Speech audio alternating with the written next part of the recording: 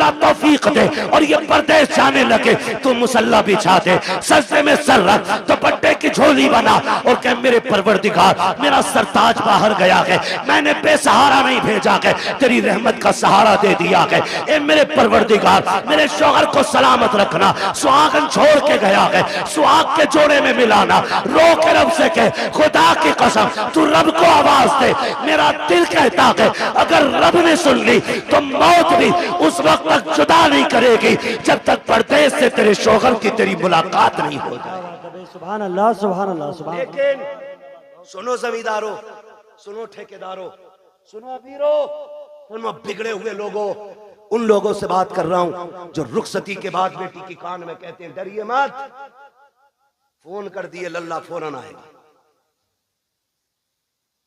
Limit में रहो, limit में। किसी के बाप से बेटियां नहीं पली है, तू क्या पाल लेगा? औकात में रहा करो। मियां बीवी की अनबन हो सकती है, तुम कौन होते हो बीच में? हाँ, अगर ज्यादती कर रहा है और उसके शाहिद और गवाह हैं तो फिर बेटी को उस घर में रखना भी जुल्म है। लेकिन जरा सी बात पे उसका फोन आया और तुम पहुंच गए। पहले तलाकें कम होती थी, बुरा ना मानिएगा, तलाकें कम होती थी और तलाक की नौयत भी होती थी। जिसकी बेटी को तलाक होती थी या तो वो बाप जहर खा के मर जाता था या 8-8 दिन घर से नहीं निकलता। इतने गैरत वाले लोग थे। आज गैरत मर गई मेरी कौम की। आज बेटी को बगल में खड़ा करके बाप चीख के कह रहा डिवोर्स दे, रखनी नहीं तेरे घर में। तूने तू कैसे बोला? वो गैरत कर, शर्म कर। बड़े बड़े बादशाहों से बेटी नहीं रखी गई, तू कौन होता रखने वाला? आज बाप तलाक के लिए खड़ा है, शर्म नहीं आती है मियां बीवी के मसले में टांग अड़ाने में? बता तेरी बेटी ज्यादा अजमत वाली है या मेरे नबी की बेटी ज्यादा अजमत वाली है? कह रहा तुझे पता ना ये मेरी बेटी है, तू लपटंट है, मेरी बेटी है ये। और सुन होगी तेरी तेरी अभी उसकी बीवी है, इसलिए आप लिमिट में रहिए। तो कह रहा डरिए मत, फोन कर दिए, चाबी गाड़ी में लगी रहती है, लल्ला किक मारेगा फट से पहुंच जाएगा। क्या करेगा पहुंच के? ज्यादा जाके थप्पड़ मार देगा, गला तो काट नहीं देगा, थप्पड़ मार देगा। शोहर के पास इतनी पावर है, उसने जहां कहा ना 3 तलाक, बेड़ा ही गरक हो जाएगा तेरा। फिर कुछ भी कर लेना, ये लौट के आने वाले जुमले नहीं।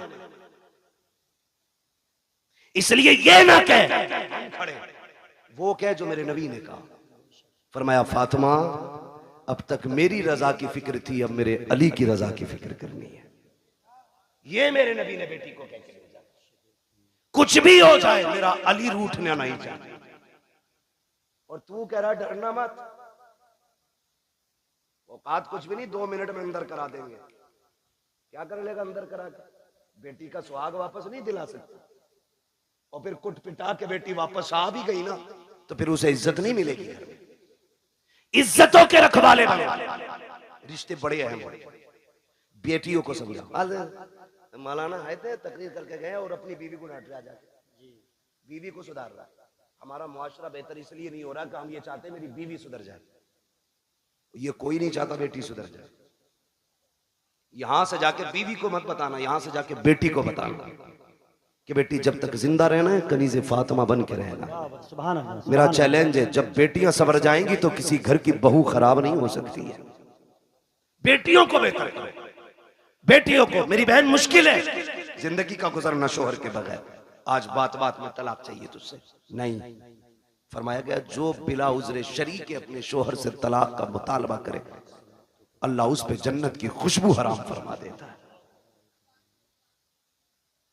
क्यों मांग रही हो तलाक? कहा जी मुझे सुख नहीं मिला। किसे सुख कहती है तू? कहा मुझे 10,000 का जोड़ा नहीं मिला।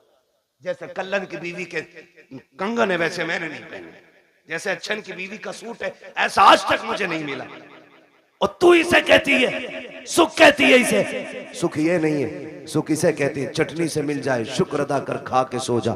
अगर तेरा शोहर तुझसे राजी है तो तू सबसे बड़े सुख में है। और तू सोने के लुक में खा, तेरा शोहर तुझसे नाराज है तो तू सबसे बड़े दुख में है, सुख में नहीं। सुख किसे कहते हैं? सुख किसे कहते हैं? सुख ये होता है तुझसे तेरा परिवार राजी रहे, मर जा कहती नहीं, मैं रहना ही नहीं है जी, मैंने इनसे जोड़ा मांगा, इन्होंने मुझसे कहा मेरे पास कुछ नहीं है। मेरी बहन कान खोल के सुन, देख तो सही, अगर दौलत सबसे बड़ी चीज होती तो मेरा नबी सबसे ज्यादा दौलत अपनी बेटी के जहेज में देता। तुम्हें हिसाब देना पड़ेगा। खातूने जन्नत ने इतना सुना, मुसल्ले का कोना छोड़ दिया। कहती है अब्बा, मुझे दौलत नहीं, मुझे पैदा करने वाले रब की मोहब्बत की जरूरत है। क्या बात है भाई, जिंदाबाद। इसे सबसे बड़ी अमीरी कहते हैं, इसे सबसे बड़ा सुख कहते हैं। किसे कहते हैं? देवबंद मिल गया, देख के दे दी, पैसे वाला था, गाड़ी लाया था, यहाँ भी कुछ नहीं, आग लगे तेरे दामाद में। सीधी सी बात है। ओ भाई, पैसे देख के दे दी।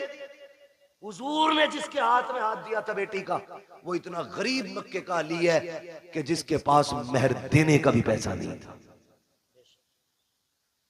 उसके हाथ में। और बेटी से क्या कहा था? फातिमा, उस अली के साथ रिश्ता किया है जिस अली से बेहतर जमीन पे तेरे लिए कोई शोहर हो ही नहीं सकता। हो किधर, जा किधर? हजरत आमीना रोई, रोई सैयदा आमीना बेकरार हो गई। मालिक, बच्चा आया है लेकिन बाप नहीं रहे। रोई, दुख होता है, दुख होता है। आज सच में अल्लाह भला करे हमारी कौम का। और एक हंगामा मैशर हो तो भूलूं उसको, सैकड़ों बातों का रह रह के ख्याल आता है। हमसे कहा गया सारे मौजूआत पे थोड़ा थोड़ा बोल लेना। भाई चौधरी साहब, अगर सारे मौजूआत पे बोलूं तो 3 घंटे चाहिए। एक बात कम से कम इतनी तो की जाए जो उसका समझ में आ जाए कि इसमें क्या नुकसान क्या नफा है। बस आखिरी बात मैं करने लगा हूं, अल्लाह आपको सलामत रखे। टाइम 1.25 घंटे से ऊपर हो गया। बहुत गौर से मेरी बात सुनिए। हुजूर माँ के शिकम में आए, मुश्किल जिंदगी होती है एक बेवा की, और वो जिंदगी तो बड़ी मुश्किल थी। इतनी मुश्किल जिंदगी थी कि उस दौर में बेवा को जीने का हक ही कोई नहीं था। लोग कहते हैं ना, क्यों मिलाद मनाते हो? इसलिए ही तो मिलाद मनाते हैं। अगर किसी का शौहर इंतकाल कर जाता था ना, या तो उसे मनहूस समझा जाता था, या उसे शौहर की चिता पे जला दिया जाता था, या उसे 40 दिन एक कमरे में बंद कर दिया जाता था। फिर भी जिंदा निकल आती तो गधे पे बैठाया जाता, काला मुंह किया जाता और कहा जाता ये वो मनहूस है जो शौहर को खा गई, और फिर उससे कोई निकाह नहीं करता था। इतनी नफरत बेवा से थी, अगर कोई काम पे निकल रहा और सामने बेवा आ गई तो पीछे लौट जाता था कि इस मनहूस का चेहरा देख लिए। ये दौर और इतना मुश्किल जमाना, उस दौर में भी मक्के के अंदर सैयदा आमीना फरमाती बेवा होना बहुत मुश्किल काम था। और ऊपर से हमारे कबीले का दस्तूर ये था कि जब किसी का शौहर इंतकाल कर जाए तो खुशबू नहीं लगानी, इत्र नहीं लगानी, 1 साल तक सोग मनाना होता था।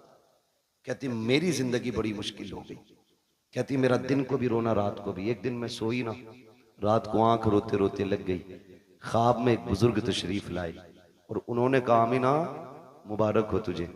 मैंने कहा आने वाली ये बता, मेरी तो रातें रो के गुजरती हैं, दिन रो के गुजरते हैं, मुबारक किस बात की देने आए हो? कहा मैं इस बात की मुबारकबाद देने आया हूँ क्योंकि तू नबियों के इमाम की माँ बनने वाली है। भाई वाह, सुभान अल्लाह, सुभान अल्लाह। ये मिलाद है मेरे नबी का, ये आदम कर रहा है क्योंकि तू नबियों के इमाम की माँ बनने वाली है। कहने लगी बाबा मैंने पहचाना नहीं आपको। कहा मुझे नहीं जानती, मुझे आदम सफीउल्लाह कहा जाता है, मुझे आदम कहा जाता है। कहती जिस दिन पहले दिन आदम आए, मुबारकबाद दी, मैं सुबह उठी ना मेरे माथे पे पसीना। कहती मैंने हर दिन की तरह यूं साफ किया। कहती बस साफ करना था, मेरे दुपट्टे से मुश्क की खुशबू आने लग जाती। मुश्क की खुशबू आ रही है, हैरत नहीं होती है? कह रहा नबी हमारी तरह है, आम इंसान की तरह नबी तशरीफ लाए। सनीचर तू पैदा हो, पूरे मोहल्ले में बदबू आए, तेरे अब्बा की शक्ल देख के पता चल जाए ये उस मनहूस का अब्बा है, और तू कह रहा हमारी तरह। देख मेरा नबी कैसा है। ये आला हजरत ने नहीं कहा है, मुहद्दिस देहलवी नहीं कह रहे हैं, ये नबी की अम्मी सैयदा आमीना फरमा रही हैं कि जब माथे पे मैंने पसीना साफ किया, मेरे कपड़े से खुशबू, अब चूंकि बेवा को खुशबू नहीं लगानी थी, मैं डर गई, मेरे दुपट्टे से खुशबू आई तो जमाना क्या कहेगा। मैं धोने के लिए दौड़ी, जब मैंने पानी डाला तो कहते दुपट्टे की खुशबू खत्म करनी थी। जो पानी दुपट्टे से निकल रहा था उस पानी से खुशबू थी, जिस जमीन पे लग रहा था उस जमीन पे खुशबू थी। कहा मैंने धोना छोड़ दिया, दुपट्टा समेट के रख दिया। जैसे जैसे दिन गुजरते गए मुबारकबादियां मिलती रही, अंबिया आते रहे, मुबारकबादी देते रहे। कहते फिर वो दिन गुजरते गए। कहते जब कई महीने गुजर गए, एक दिन ऐसा हुआ कि खुशबू मेरे घर से निकली, आंगन में फैली, आंगन को पार किया, पड़ोस में गई, पड़ोस की हदों को तोड़ा, मोहल्ले में फैल गई। मैं खुशबू छुपा रही थी, लेकिन खुशबू आगे बढ़ती जा रही थी कि यहाँ तक के बातें होने लग गई। आमीना बड़ी अजीब खुशबू लगाती है। बात चलते चलते अब्दुल मुत्तलिब तक आ गई। अब्दुल मुत्तलिब घर आए। आमीना बेटी सुना है तू खुशबू लगाया करती है। कहा ना, मैंने कोई खुशबू नहीं लगाई है। कहा अगर खुशबू नहीं लगाई तो तेरे बदन से खुशबू के झोंके कैसे आते हैं? कहते हैं अब्बा जी सच ये है, मैं कोई इत्र नहीं लगाती हूँ। हकीकत ये है जब से आपके बेटे अब्दुल्ला की अमानत मेरे शिकम में आई है, मैं जिन गलियों से गुजरती हूँ वो गलियां उसकी खुशबू से महक जाया कर। वाह भाई वाह, क्या बात है। नारे तकबीर, नारे रिसालत। तवज्जो है ना सारे लोगों की? मैं मिलाद बयान को बहुत तेजी में बयान कर रहा हूँ। कहती है कि मेरी बात नहीं है, ये उस बच्चे की बरकत है जो मेरे शिकम में आया है। मैं गलियों से गुजरूं तो गलियों से खुशबू आती है। मुस्कुराने लगे। बेटी और भी कोई बात? कहा अब्बा और भी ताज्जुब खेज बात है। कहा क्या? का एक दिन मैं सहन में टहल लगी थी, मैंने कंकर उठाया, मैंने कहा फेंक तो चुभ ना जाए। कहती जब मैंने हाथ लगाया, ये नबी नहीं, नबी की अम्मी कह रही है। कौन? नबी की, बोले जरा कौन? नबी की अम्मी कह रही है, नबी नहीं कह रहे, नबी की अम्मी कह रही वो कंकर मैंने उठाया, मैं चाहूं कि फेंक दूं। कहती जब हाथ लगाया ना तो वो मोम की तरह पिघलने लग गया, मोम की तरह। कहती मेरे मुंह से जुमला निकला, या अल्लाह ये क्या मामला है? ये पत्थर पिघल रहा है, कंकर पिघल रहा है। कहती इतना कहा ना वो कंकर बोलने लगा। उसने कहा अमीना यार को तो आने दे, अभी तो छोटे छोटे पिघल रहे हैं, जब वो आ जाएंगे बड़े बड़े पत्थर पिघलने लग जाए। सुभान अल्लाह। वो कंकर मुझसे बोला। कहती मेरे ससुर मुस्कुराने लग गए। अमीना और भी बात है ना? और भी? कहा अब्बा और बताऊं? कहा क्या? एक दिन मैं सो रही थी, मुझे पसीना आया ना, अचानक मेरी कमर के पीछे से ठंडी हवा के झोंके आए। जब झोंके आए मैंने मुड़ के देखा, ये हवा किधर से आ रही? मौसम में तो हवा नहीं है। कहती जब मुड़ के देखा ना तो दो खूबसूरत परियां, दो खूबसूरत चांद जैसी चेहरे वाली शहजादियां मेरी कमर के पीछे पंखे से हवा कर रही। मैंने कहा कौन हो जी, इधर किधर से? उन्होंने कहा कि हम आपकी खिदमत के लिए आए। कहा तुम्हें मक्के में तो नहीं देखा? कहा देख भी नहीं सकती। कहा क्यों? कहा हम मक्के से नहीं, हम तो रब की जन्नत से आए हुए हैं। से कहा हाँ। कहा क्यों? का तेरे माथे पे पसीना आया, रब ने हुक्म दे दिया मेरे महबूब की माँ की जाके ठंडी हवाओं के झोंके पेश किए जाए। अल्लाह अकबर। नबी की अम्मी कहती है भाई ये भी हुआ? कहा और कुछ? कहा हाँ और भी है। कहा क्या? तवज्जो है, सुन लेंगे जरा 5 मिनट, जितने सुनना चाहते हैं जरा कहते हैं या रसूल अल्लाह। माशाअल्लाह, अब तो सबके हाथ उठ गए या रसूल अल्लाह। जिन्होंने हाथ उठाए आपको आपकी शहजादी का वास्ता उस वक्त तक मौत ना आए जब तक हुजूर के शहर की हाजिरी नसीब ना हो जाए। अल्लाह सबको सलामत रखे। कहती बेटी और भी कुछ? हाँ अब्बा और भी कुछ। सुने देखो वो फजीता खोर भी याद रखना, नबी हमारी तरह, और मेरे नबी की शान भी सुनना। मिलाद वालों मुबारकबाद के लायक हुजूर की मिलाद कर रहे, मुबारकबाद के लायक। कहती है अब्बा जी रात को ना होता यह है कि कभी कभी आप चले जाते हैं ना, पानी खत्म हो जाता है घर में। क्या हो जाता है? पानी खत्म हो जाता है। सुन रहे हैं ना मेरे भाई? अब वक्त ज्यादा तो नहीं हुआ मेरा, अभी है मेरे पास वक्त, अभी टाइम है। अल्लाह सबका टाइम बढ़ा दे। बड़ी हल्के से आमीन कह रहे, दिल भरा रखा है ना बढ़ा रहे। तवज्जो है ना सारे लोगों की? बेटी और कुछ? हाँ कभी कभी आप चले जाते हो ना हरम शरीफ पानी पिलाने के लिए, वो घर में कभी कभी ऐसा होता आप पानी घर का भी ले जाते हो। अम्मी मुझसे कहती है अमीना पानी भर ला। ये नबी की अम्मी कहती मैं बर्तन लेती हूँ और कुएं पे जाती हूँ। लड़कियां मुझे देखती हैं खड़ी रहती हैं, बेटी क्यों? जब मैं चली जाती हूँ ना तो उन्हें डोल रस्सी डालनी नहीं पड़ती। क्या मतलब? अब्बा मैं जाती हूँ और मैं कुएं के किनारे खड़े होती हूँ और झांकती हूँ ना तो पानी छलांगे मार के किनारे पे आके खड़ा हो जाता है, किनारे पे आके खड़ा हो जाता है।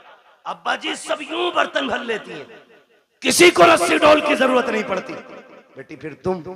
अब्बा सबसे बाद में मेरी बारी आती, फिर मैं पानी भरती हूँ और जब मुड़ के चलती हूँ फिर पानी नीचे जाता है। अब्बा बोलता है पानी जब नीचे जाता है तो पानी बोलता है। हाँ अब्बा पानी नहीं। जब मैं वापस आती हूँ सारी बच्चियां लड़कियां आती हैं, मैं पीछे रह जाती हूँ, तो जब मैं चलती हूँ ना तो जो बड़े दरख्त हैं वो भी सजदे में गिर जाते हैं, जो छोटे पौधे हैं वो भी गिर जाते हैं। अब्बा पत्थर भी बोलते, कंकर भी बोलते। बेटी क्या बोलते? कि अब्बा जी वो बोलते मैं सुनती हूँ। तो अब्दुल मुत्तलिब कहते हैं बेटी तुम उनकी आवाज सुनती हो? कहा हाँ। उनकी बोली समझ लेती हो? कहा जी अब्बा समझ भी लेती हो। अब जब इतनी बात कही, कहते हैं बेटी बताओ ना क्या कहते हैं वो? कहती है अब्बा जी जब मैं चलती हूँ तो कुएं का पानी, दरख्त, रास्ते के पत्थर, कंकर, छोटे बड़े सभी आवाज देते हैं अस्सलातु वस्सलामु अलैका या उम्म रसूलिल्लाह। ए नबी की माँ तुझ पर भी सलाम हो, तेरे आने वाले बेटे मोहम्मद पर भी सलाम। क्या बात है, अल्लाह कलेजा ठंडा हो गया, मुस्कुराने लगे, कहने लगे रब ने मेरी दुआ कबूल कर ली। कहा अब्बा क्या मतलब? का एक दिन तुझे रोते देखा, हरम में गया, मैंने खिलाफ काबा पकड़ के कहा था काबे वाले मुझे तूने और भी बेटे दिए, मेरा एक गया तो मैं सब्र कर लूंगा। आमीना का तो कोई सहारा ही नहीं रहा। ये जो बच्चा आने वाला है ना, अल्लाह इसे ऐसा बना देना कि ये मेरी आमीना का सहारा बन जाए। कहते मैंने इतना का आवाज आई अब्दुल मुत्तलिब तू तो आमीना के सहारे की बात कर रहा है, जिसको हम भेजने वाले हैं ना हमने उसे कायनात का सहारा बनाने का फैसला। सुभान अल्लाह, सुभान अल्लाह, सुभान अल्लाह। कि मैं तभी समझ गया ये बेटा शान वाला होगा। नबी की अम्मी बयान फरमाती है फिर वक्त गुजरता गया, वो रात आ गई जिस रात में मेरा शहजादा आने वाला है, शहजादा आने वाला है। घर सजाए थे आप? सजाए थे भाई? बोले अगर सजाए हो तो सजाए थे कि नहीं? लाइट लगी थी, झंडे भी लगे होंगे, ये तो पहचान है हम सुन्नियों की, है ना? सारी मस्जिदें सजी थी। सुभान अल्लाह, मस्जिदें सजी कोई नया काम नहीं। 12वीं शब आई, रब ने फरमाया जिब्रील जी रब्बे जलील का हुक्म करो कि पूरी जन्नत सजाई जाए। अब बोले जरा सुभान अल्लाह। जो अब तक नहीं बोला मुझे अफसोस रहेगा वो जलसे में आया ही क्यों था। रब ने हुक्म दिया जिब्रील जन्नत सजवाओ। अर्ज करते हैं मालिक जन्नत तो कहते ही सजी सजाई जगह कौन? फरमाया नहीं और ज्यादा सजाओ ताकि जन्नत को भी पता लगे आज वो आ गया कि जिसके सदके में जन्नत बनाई गई है। जन्नत सजाई गई, फिर हुक्म हुआ एक मिंबर लगाया जाए। कहां? बैतुल मामूर के पास। बैतुल मामूर के पास मिंबर लगा। फिर रब ने फरमाया मीकाईल से कहो कि वो हमारी शान में खुतबा पढ़े। हजरत मीकाईल ने रब की शान में खुतबा पढ़ा, यानी कि तकरीर की, और ऐसी तकरीर के पूरी जन्नत झूमने लगी। जब तकरीर मुकम्मल हो गई, रब हुक्म क्या है? रब ने फरमाया जिब्रील जी रब्बे जलील कि जिब्राइल, मीकाईल, इसराफील, इजराइल चारों आ जाओ। चारों आगे। मालिक अब का अपने ताबे फरिश्ते 1-1 लाख फरिश्ता लेके आमीना की चौखट पे चले जाओ। अभी नहीं बोलोगे तो कब बोलोगे यार? आमीना की चौखट पे। मालिक करना क्या है? का पता नहीं, महबूब आने वाला है, मुबारकबाद ही पेश करनी है। अब बहुत गौर से सुनना। इधर सैयदा आमीना कहती है मैं घर में लेटी थी, आज मुझे अब्दुल्ला के ना होने का बड़ा गम था। मैं सोच रही थी काश अब्दुल्ला होते ना तो आज मेरे घर में अंधेरा नहीं होता।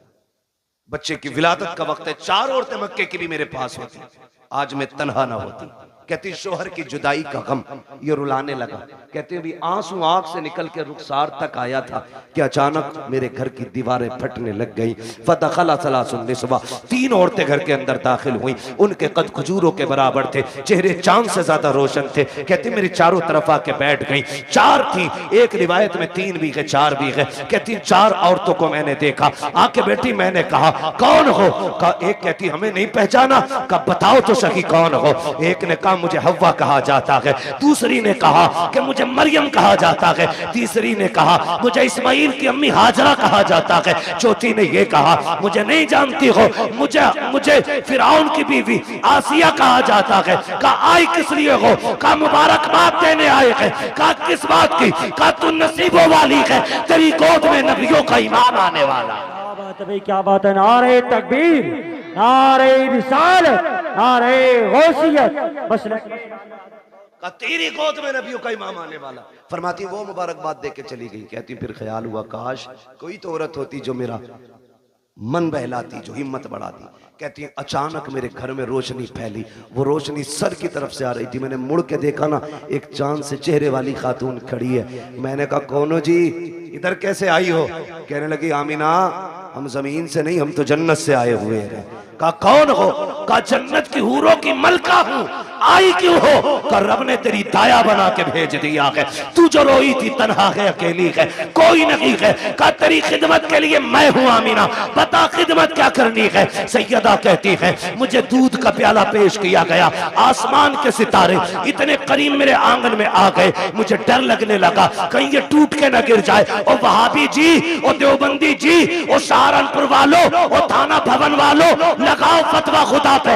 ये तो आसमान पे चमकते थे, आज नीचे क्यों आ गए? मशीयत का नकीब कहता है लगाए आसमान पे थे, लेकिन आज महबूब आ रहा है, नीचे उतार के बता दिया आज की रात की जैसी कोई रात नहीं बनाई गई। अल्लाह 12वीं शब में तारे नीचे उतार दे, पेट में दर्द नहीं होता, सुन्नी 2 चिराग जला ले, आग लग जाती है। हाँ, तवज्जो है ना सारे लोगों? कहती सितारे नीचे आगे मैं डर गई। कहती फिर मेरे घर में परिंदे आए, इतने खूबसूरत। कहती कुछ परिंदे हरे रंग के थे, सुर्ख चोंचे थी, कुछ ऐसे थे रंग फरिश्तों के, उनके परिंदों के सुर्ख थे, चोंचे हरी थी, उनकी चोंचों में मोती थे, मोती थे मोती। कहते मेरे बिस्तर पे डाले, मेरे आंगन में डाले, मेरा घर नूरून अला नूर हो गया। इधर इधर की तैयारी, उधर देखो जिब्रील को हुक्म दिया लेके चले जाओ एक एक लाख फरिश्ता आ रहे हैं। कह रहे मालिक इजाजत मिली, आने लगे तो सुनो जिब्राइल, मीकाईल, इसराफील, ये आगे इजराइल रुक गए। तुम नहीं गए? मालिक थोड़ी सी क्लियर करनी है एक बात। कहो क्या बात है? कहा मालिक ड्यूटी बड़ी सख्त है, मुझे तूने मलकुल मौत बनाया और ड्यूटी इतनी है कि मेरी ड्यूटी इतनी सख्त है कि मौत ना 1 मिनट पहले आ सकती ना बाद में आ सकती। मैं चला गया, मेरी ड्यूटी का क्या बनेगा?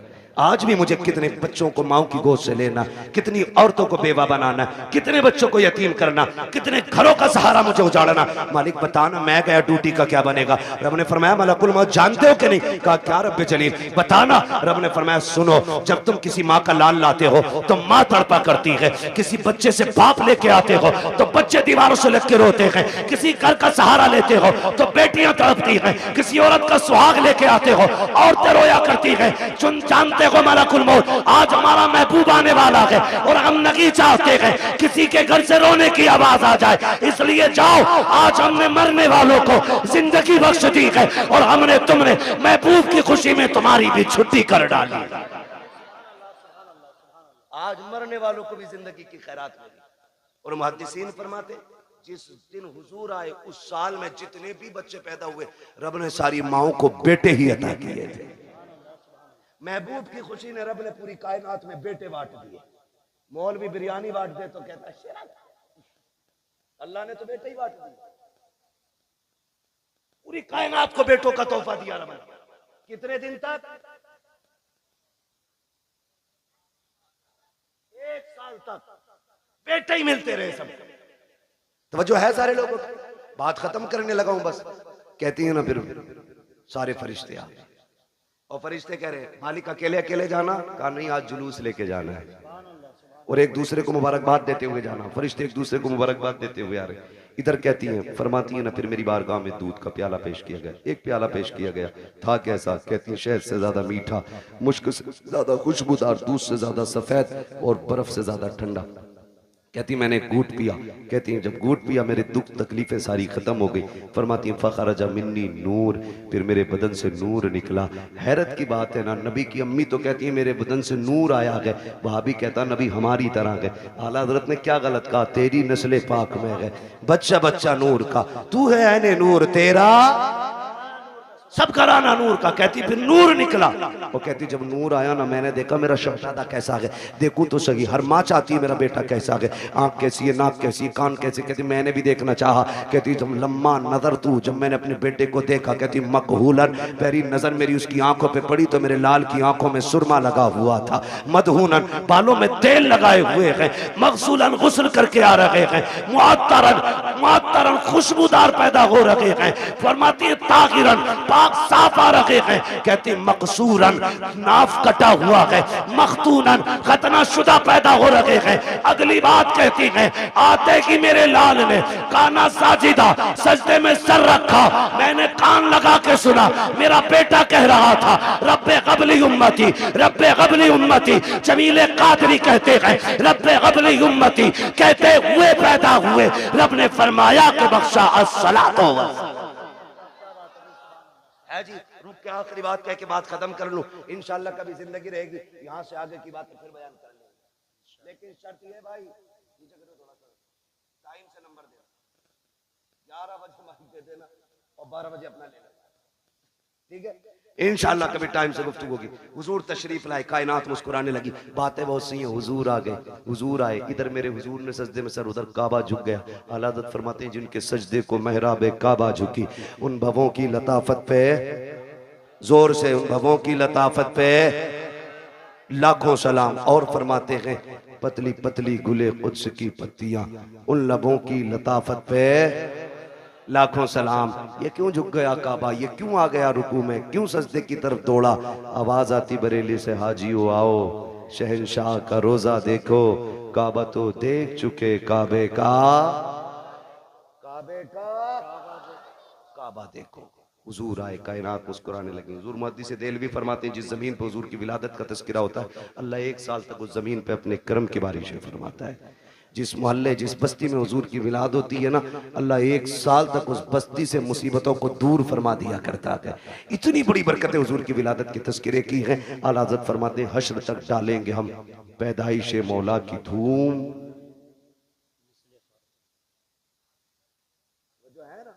हश्र तक डालेंगे हम पैदाइश मौला की धूम, मिसले फारस नजद के किले किले गिराते जाएंगे।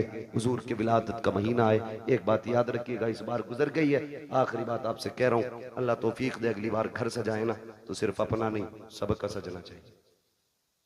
यही मिलाद वाले का पैगाम, सबका घर सजना चाहिए। तूने 5000 की लाइटिंग की है ना तो 2000 की उतार के गरीब भाई की चौखट पे डाल दे। क्या यार हुजूर सिर्फ मेरे नहीं तेरे भी तो है ना, तेरे भी आंगन में हुजूर की आमद की खुशी लगनी चाहिए। और ऐसा नहीं कि रुक जा, तेरे से अच्छा करके सजाऊंगा और सारी लड़ी और टिमटिमा रहा उन्हें, इसमें सवाब नहीं गुनाह मिलेगा। किसी का दिल तोड़ के मिलाद नहीं मनाना है, दिल जोड़ने के लिए मिलाद मनाना है। करेंगे इंशाल्लाह ऐसा ही, सारे वादा करें इंशाल्लाह। और हुजूर की विलादत का दिन आए ना, मीठा तकसीम करो, लंगर करो, खिलाओ, जात मत देखो, बिरादरी मत देखो, खिलाओ, ताकि दुनिया गैर मुस्लिम भी खा के जाए ना उससे कि यार खा ले आज, ना पूछ, ताकि उसे पता चले जब उनका मिलाद आता है ना तो सबका पेट भराया जाता है। ठीक है ना? चलूं आगे। सारे हुजूर के गुलाम हैं, जितने गुलामी का दावा करते मोहब्बत से कहते हैं या रसूल अल्लाह। आला हज़रत फरमाते हैं वो जो न थे तो कुछ न था, वो जो ना हो तो कुछ ना हो, जान है वो जहान की, जान है तो, जान है तो जहान है। मैं नेताजी एक बात बताऊं, हमारी महफिलें जो होती है ना, ये एक सभा से अलग होती है। हम जितना हम बोलते हैं उतना इन्हें बुलवाते हैं। उसकी एक वजह यह भी होती है कि जब कयामत में हुजूर के मदह खानों को आवाज लगे, हुजूर के नात पढ़ने वालों को आवाज लगे, तो तमन्ना यह कि सबसे आगे हजरत हसन हो, उनके पीछे बरेली के अहमद रजा खान हो, उनके पीछे हम जैसे गुनाहगार गुलाम भी खड़े हो जाए। अगर कोई ये कहे कि भाई हसन तो हसन ठहरे, आला हजरत तो आला हजरत ठहरे, तुम्हें जगह कैसे मिलेगी? तो हमें एक दलील मालूम है, हजरत यूसुफ का हुस्न बिकने लगा मिस्र में। जानते हैं कि नहीं? पता है ना, यूसुफ जुलेखा की कहानी किसी को पता हो ना हो, बुड्ढो बुड्ढो को पता है, क्योंकि लैला मजनू यही बताते हैं। यूसुफ जुलेखा इनसे बेहतर कोई नहीं जानता है। हमने तो किताबों में जैसे पढ़ा वो पढ़ा ही है, लेकिन बड़े बूढ़े बड़ा रंग दे के उसको पेश करते। तो सुना ही होगा दास्तान यूसुफ है, सुना ही होगा ना। तो ये एक तारीख रही। हजरत यूसुफ मिस्र के बाजार में बिकने लगे, ऐलान हो गया। ये बाज मुअर्रिखीन ने यहां तक लिखा है, एक दिन हजरत यूसुफ ना आईना देख रहे, ख्याल आया मेरे जैसा हसीन कौन होगा, मेरे जैसा हसीन कौन होगा, रब ने मुझे तो बड़ा ही हसीन बनाया। तो फिर यहां तक लिखा गया कि जैसे ये ख्याल आया फिर रब ने फैसला कर दिया, यूसुफ जिस हुस्न पे नाज है ना, इसे हम कोड़ियों के दाम भी बेचेंगे। फिर कुएं से निकाल के खोटे सिक्कों में हजरत यूसुफ को बेचा गया। फिर खातिर दिल पे ये ख्याल आया, मालिक मेरी इतनी सी कीमत थी, कोटे सिक्कों में बेच दिया गया। कहा यूसुफ दिल थोड़ा न कर, अब तेरी बोली मिस्र के बाजार में लगवा के दिखाए। सुभान अल्लाह, सुभान अल्लाह। फिर रब ने मिस्र के बाजार में यूसुफ की बोली लगवाई। फिर कीमत कितनी थी, कभी खोटे सिक्कों में बेचा और कभी मिस्र के बाजार में खड़ा हुआ यूसुफ। ऐलान हुआ कीमत क्या है, कहा जिसके पास जो हो सारी दौलत लेके आ जाए, जो सबसे ज्यादा दौलत लेके आएगा वही यूसुफ को लेके जाएगा। सारे अमीर अपनी सारी दौलत लेके आ गए। मिस्र के बाजार में यूसुफ का हुस्न तोला जा रहा है, भीड़ लगी है देखने वालों की, खरीदार कम तमाशाई ज्यादा। जो भीड़ लगी थी वो चारों तरफ थी। अचानक पीछे से शोर हुआ, हटो बचो हटो बचो। लोगों ने मुड़ के देखा क्या हो रहा है, देखा एक बूढ़ी औरत आ रही, और बूढ़ी औरत ने ना, वो देखे होंगे चरखे ना, चरखे देखे नहीं, ये बड़े बूढ़ों के तो दौर में रहे हैं, मैं बच्चों से जवानों से पूछूं, देखे ना चरखे, रुई काटने वाले। तो उस औरत ने ना वो रुई काटा हुआ धागा बगल में रखा था। वो करी हटो बचो, का किधर, का सुना के आज यूसुफ की बोली लग रही, मैं भी खरीदने आई। किसी ने देखा क्या लेके आई, ये है ना मेरे पास धागा, कितना है, का 5 सेर रुई पूरी तोल के उसको धागा बना के लेके आई। 5 सेर रुई का धागा है। किसी ने कहा फिर, कहा मैं लेके आई हूं, यूसुफ खरीदूंगी। हंस के कहने लगा तू खरीदेगी, वो देख अजीज़े मिस्र की सारी दौलत पल्ले में चढ़ गई है। हीरे जवाहिरात से यूसुफ को तोला जा रहा है, फिर भी दौलत पूरी नहीं डाल रही है, तू धागे से तोलेगी। उसने कहा हटकर पगले, जाने तो दे। कहा करेगी क्या, कहा उस लाइन में तो जाके खड़ी हो जाओ जिसमें यूसुफ के खरीदार खड़े हैं। कहा किस लिए, कहा जब यूसुफ के खरीदारों का कयामत में तस्करा होगा और नाम लिया जाएगा तो जहां अज़ीज़े मिस्र की गिनती लगेगी वहां उस धागे वाली का भी नाम आ जाएगा। जहां उनके खरीदारों में दौलत वाले आएंगे वहीं धागे वाले भी खड़ी हो जाएगी, ताकि ये तो पता चले जहां दौलत वाले यूसुफ से प्यार करते थे वहां ये गरीब बूढ़ी भी मेरे यूसुफ से प्यार करती है। भाई क्या बात है, नारे तकबीर, नारे रिसालत, नारे गौसियत, मसलके आला हजरत, नारे तकबीर, नारे रिसालत। तवज्जो है सारे लोगों की। तो इसलिए आपसे भी कहा जाता आप भी पढ़ लिया करें, और शुक्र है रब का हमारे सुनने वाले भी हुजूर की नात पढ़ते हैं। वो जो न थे तो, वो जो ना हो तो, वो जो ना हो तो, आप किस मिट्टी के बने हैं। मैं कुर्सी इधर कर लूं, अगर आप बोल सकते हैं तो बोलें। वो जो न थे तो, वो जो ना हो तो, जान है वो जहान की, जान है तो जहान है। मैं एक बात कहूंगा, मेरा नबी पूरी कायनात के लिए रहमत बन के आया, पूरी कायनात, सिर्फ मुसलमानों के लिए नहीं, पूरी कायनात के लिए। चरिंद परिंद दरिंदे सारे लोगों के लिए मेरा नबी पूरी कायनात के जर्रे जर्रे के लिए रहमत बन के आया। होना तो ये चाहिए था कि हर कौम हर बिरादरी की छत पे मेरे नबी की आमद पे झंडा लगना चाहिए था। आप कहें कैसे, हुजूर तो हमारे। सुने, आप दुनिया देख लें और उसूल देखें।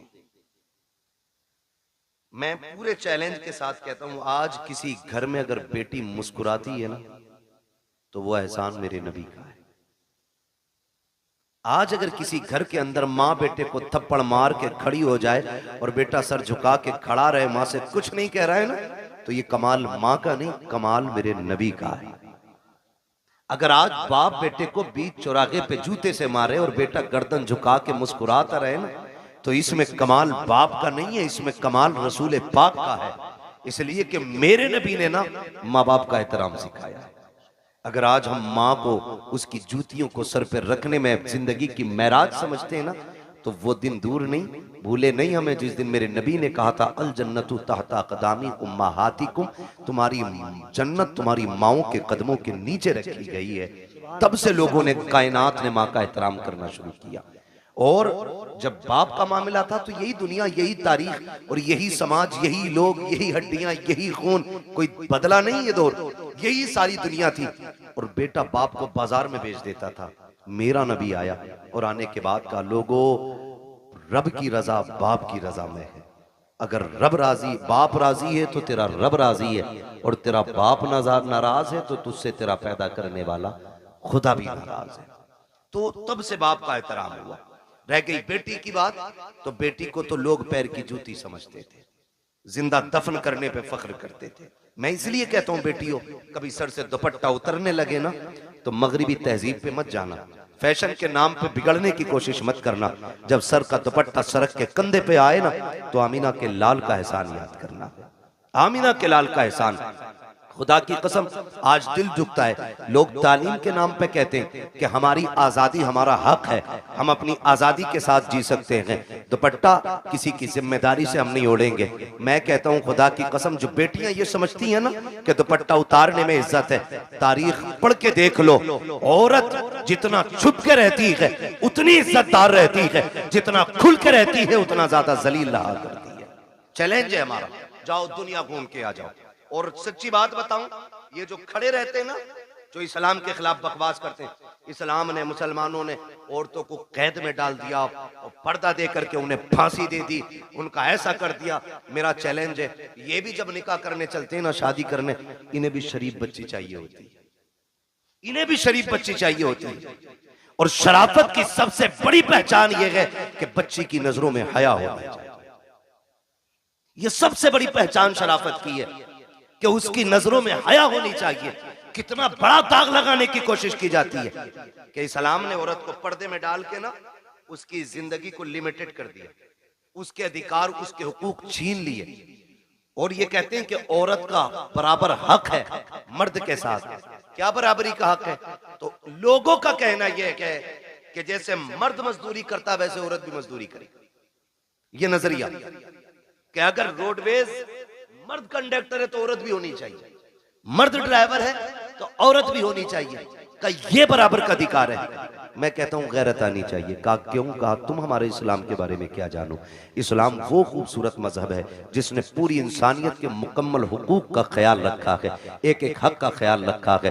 लोगों ने कहा कि इस्लाम ने औरत को पर्दे में रख के पाबंद कर दिया, वो घर के अंदर 4 लोगों का खाना बनाए। मैंने कहा तुम इसे गुलामी कहते हो, आओ तुम्हारी आजादी बताऊं। कहा आजादी किसे कहते हैं? कि लड़की खुल के जिंदगी जिए, जो चाहे ड्यूटी करे, उसका भी सर्विस करने का हक है। मैंने कहा चल ठीक, हम लोग अक्सर फ्लाइट एयरवेज वगैरह जाना रहता है, आप जाकर के देखो वो तमाशा औरत का बनाया गया है।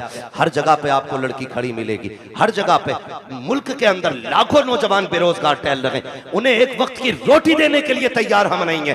किसी को पढ़े लिखे IAS IPS पकौड़ियां तलने के लिए तैयार है, लेकिन नौकरी मिलने को तैयार नहीं है। बेटियों के हुकूक के लिए लड़ने वालों, कौन से हक की बात करते हो? आपने लेकर के एक छोटी सी दुकान से हवाई जहाज तक बच्चियों को ले जाके खड़ा कर दिया और बात करते हो हमने इज्जत दी है। मैं तारीख के हवाले में ये बात कहना चाहता हूँ, जिम्मेदारी के साथ कहता हूँ, जाओ जाकर के किसी भी फ्लाइट को देख लो, एक फ्लाइट के अंदर कम से कम 350 बंदे बैठा करते हैं, और उसके अंदर उनकी देखभाल के लिए 3 से 4 बच्चियां होती हैं। 350 लोगों को सुबह से शाम तक पानी पिलाना, और उनकी ड्यूटी में ये लाजिम होता है तुमसे कोई किसी भी तरह बात करे, तुमको उनसे मुस्कुरा के बात करनी है। किसी के लहजे का भी, गलत लहजे का भी जवाब तुम्हें सख्ती से नहीं देना है, वरना तनख्वाह काट ली जाएगी। साहिब किस आजादी की बात करते हो? जिसने बेटियों से कपड़ों का हक छीन लिया तुम उसे आजादी कहते हो, जिसने उसकी इज्जत का हक छीन लिया तुम उसे आजादी कहते हो। 4 बच्चियां 350 लोगों की नौकरी कर रही है, तुम उसे आजादी कहते हो। ये आजादी नहीं है, ये गुलामी है। आजादी ये है कि 4 भाइयों की एक बहन हो, अपने भाइयों को इज्जत से खाना खिलाए, लेकिन खुदा की कसम किसी की मां ने दूध नहीं पिलाया है कि उस बहन की तरफ कोई नजर बिगाड़ के देख भी सके। इसलिए कि इज्जत के रखवाले रब ने 4 भाई दिए हैं, और तुम इज्जतें लूट के आजादी देते हो।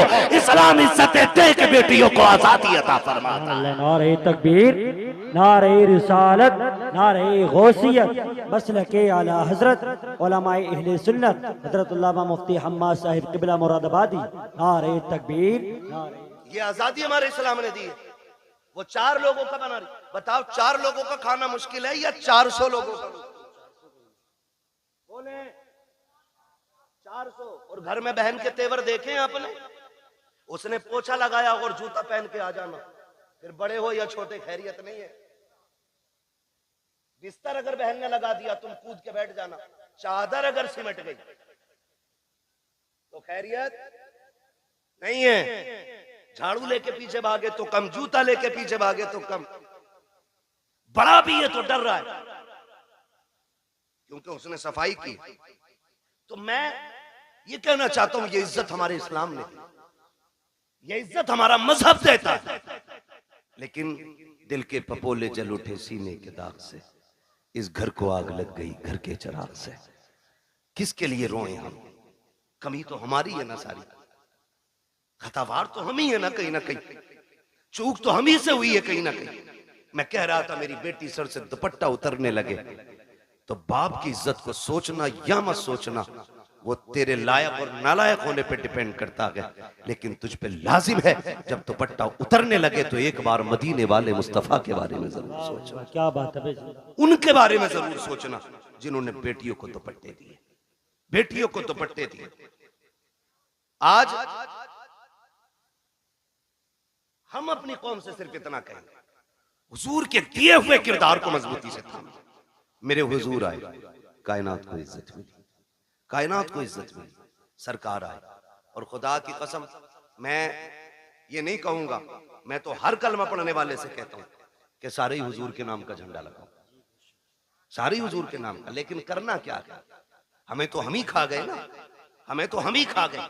वरना दुनिया में ताकत नहीं थी कोई हमें मिटा लेता, औकात नहीं थी कोई हमें घुटनों पे ले आता, हमको हम ही खा गए।